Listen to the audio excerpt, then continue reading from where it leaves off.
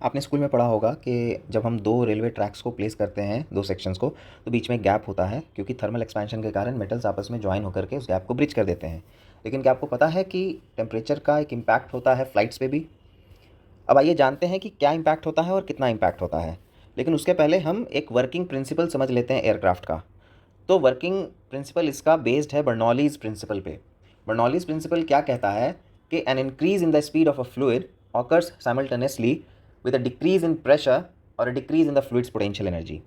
जब आप ध्यान से किसी एयरक्राफ्ट के विंग को देखेंगे तो आपको दिखेगा कि ऊपर का हिस्सा कर्व्ड है और नीचे का हिस्सा फ्लैट है। तो जब रनवे पर होता है एयरक्राफ्ट, तो एयर स्पीड जो सामने से एयर आ रही है उसका विंग के ऊपर वाले हिस्से पर वो स्पीड ज़्यादा होती है और विंग के नीचे वाले हिस्से पर स्पीड कम होता है। उससे क्या होता है कि ऊपर में एयर प्रेशर कम हो जाता है अकॉर्डिंग टू बर्नौलीज़ प्रिंसिपल और नीचे ज़्यादा हो जाता है। तो एयरक्राफ्ट को एक लिफ्ट मिलता है जिससे उसको टेक ऑफ में आसानी होती है। अब जो ये न्यूज़ है कि हाल ही में लेह लद्दाख में एयरपोर्ट पर पूरे दिन के लिए फ़्लाइट के ऑपरेशंस को कैंसिल कर दिया गया। ऐसा इसलिए हुआ क्योंकि वहाँ उस दिन नॉर्मल से हाई टेम्परेचर था। अब टेम्परेचर के कारण क्या हुआ कि वो ऑलरेडी हाई एल्टीट्यूड पर है, तो उसके कारण वहाँ पर एयर ऑलरेडी थिन है। अब टेम्परेचर ज़्यादा हुआ तो एयर एक्सपेंशन हुआ तो जो रिक्वायर्ड एयर प्रेशर चाहिए लिफ्ट जनरेट करने के लिए वो नहीं था। तो फॉर सेफ्टी पर्पस उस दिन सारे फ्लाइट ऑपरेशंस को सस्पेंड कर दिया गया।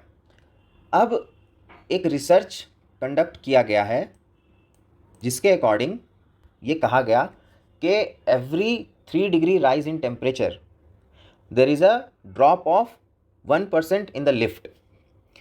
तो इसको मैंने यहाँ प्लॉट करने की कोशिश की है। ग्राफिकल रिप्रेजेंटेशन है यहाँ पर, जिसमें आप देख सकते हैं कि हर 3 डिग्री सेल्सियस के बढ़ने पर, टेम्परेचर के 3 डिग्री सेल्सियस के बढ़ने पर जो लिफ्ट है वो इनिशियल वैल्यू से 1% ड्रॉप हो जाता है। तो लीनियर रिलेशनशिप है। अब इसका इम्पैक्ट होता क्या है कि इसका इम्पैक्ट ये होता है कि पहला तो यह है कि आपको जो डिज़ायरेबल लिफ्ट है वो नहीं मिल रहा है, जो एयर प्रेशर है वो नहीं मिल रहा है, तो आपको टेक ऑफ में परेशानी होगी। तो टेक ऑफ में परेशानी होगी तो उसका एक सोल्यूशन ये है कि आपको रनवे लंबा चाहिए होगा। आपको लंबा रनवे चाहिए होगा सो दैट कि आप उतने स्पीड पर एयरक्राफ्ट को ले जाएं ग्राउंड पे ही, सो दैट कि आपको नेसेसरी एयर प्रेशर डेवलप हो जाए विंग के नीचे और आपको लिफ्ट मिल जाए। दूसरा इसका इम्पैक्ट होता है कंबस्शन पर। कंबस्शन पर ऐसा इम्पैक्ट है कि आपको उसके लिए चाहिए ऑक्सीजन। अब जब टेम्परेचर बढ़ गया तो आपको जिस क्वांटिटी में आपको ऑक्सीजन चाहिए इंजन में फ्यूल के कंबस्शन के लिए, वो आपको नहीं मिल रहा है। तो अब आपके इंजन पे भी इम्पैक्ट होगा। आपको सेम लेंथ के रनवे पर सेम कंडीशंस में एक पावरफुल इंजन चाहिए होगा उसको टेक ऑफ करने के लिए। इसका दूसरा सोल्यूशन ये भी है कि हम जो एयरक्राफ्ट है उसका वेट कम कर दें।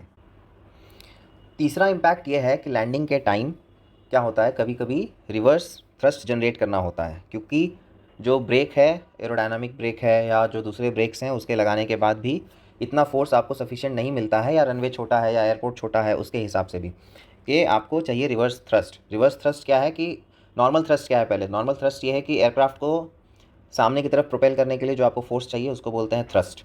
अब आपको रोकना है तो आपको उसके रिवर्स डायरेक्शन में, मतलब सामने के डायरेक्शन में एक फोर्स लगाना पड़ेगा जिसको बोलेंगे रिवर्स थ्रस्ट। तो इसका इम्पैक्ट आपको रिवर्स थ्रस्ट पे भी मिलता है जिसका इम्पैक्ट लैंडिंग पे होता है।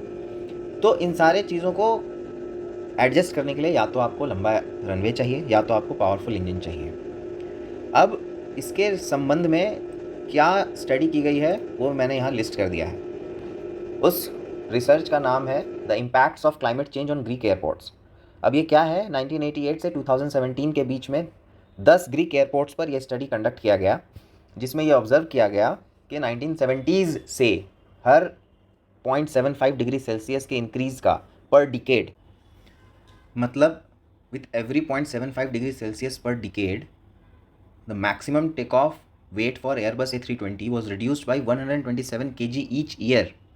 सो मतलब हर 10 साल में अगर 0.75 डिग्री सेल्सियस टेम्परेचर बढ़ रहा है तो एयरबस A320 ने 127 किलो हर साल कम किया है।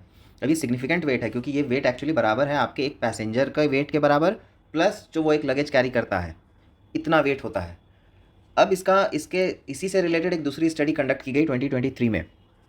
उसमें ये कहा गया कि बोइंग 737 से 800 सीरीज़ के जो एयरक्राफ्ट हैं उनके लिए 2071 से 2080 में जो एवरेज रनवे होगा उसको 6% से इंक्रीज़ करना होगा। ये 6% किसके ऊपर होगा, मतलब बेस क्या होगा, तो बेस होगा 1999 से 2000 के बीच में जो रनवे थे उससे 6% ज़्यादा, जो कि लगभग होता है 113 टू 222 मीटर्स। और ये है लो एल्टीट्यूड एयरपोर्ट्स के लिए, और समर में इसकी ज़रूरत ज़्यादा महसूस होगी, क्योंकि वही वही कारण है कि आपको लिफ्ट जो है रिक्वायर्ड मिलेगा नहीं। तो कंक्लूजन ये है कि ग्लोबल वार्मिंग का और क्लाइमेट चेंज का असर फ़्लाइट्स पे भी पड़ रहा है, सिर्फ फ्यूल इकॉनमी पे नहीं पड़ रहा है, आपके आसपास पोल्यूशन पे नहीं पड़ रहा है, बल्कि आपको ज़्यादा लंबा रनवे बनाना पड़ेगा, आपको उस हिसाब से एयरक्राफ्ट की बॉडी डिज़ाइन करनी पड़ेगी कि हम लाइट वेट बॉडी बनाएं, या फिर आने वाले समय में हो सकता है जो फ़्लाइट ऑपरेटिंग कंपनीज़ हैं वो बोल दें कि हम कम लगेज लेके जाएंगे या उस पर चार्जेस लगा दें। तो ऐसे चेंजेस आपको देखने को मिलेंगे। इसका सोल्यूशन एक ही है कि हम धीरे धीरे धीरे धीरे एमिशंस को कम करते जाएं, सो दैट कि हमारा इम्पैक्ट कम से कम। और ये रिकरिंग प्रॉब्लम है, क्योंकि आप जितनी बार भी फ़्लाइट से चलेंगे उतनी बार ज़्यादा एमिशंस होगा, जितना ज़्यादा एमिशंस होगा उतना ज़्यादा वो कंट्रीब्यूट करेगा ग्लोबल वार्मिंग को, और जैसे जैसे ग्लोबल वार्मिंग होगा वैसे वैसे टेम्परेचर बढ़ेगा तो फिर आपके फ़्लाइट के ऑपरेशंस पे भी इम्पैक्ट होगा। I hope you really like this video. If you found this really informative, then do follow me and subscribe. Thank you.